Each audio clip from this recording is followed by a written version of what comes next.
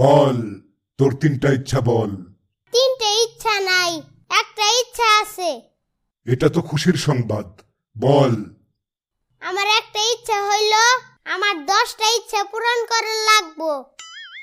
তুই জানিস না তিনটার বেশি ইচ্ছা আমি পূরণ করতে পারি না। তাইলে চেরাক কমুডে ফালাই দিয়ে আসি। দাঁড়া দাঁড়া, বল তোর 10টি ইচ্ছা বল। আমার 9 নাম্বার ইচ্ছা হইতাছে, বাকি ইচ্ছাগুলো গেল কোথায়?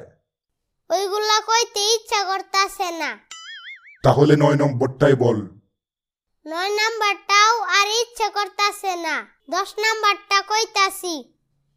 আচ্ছা বল বল।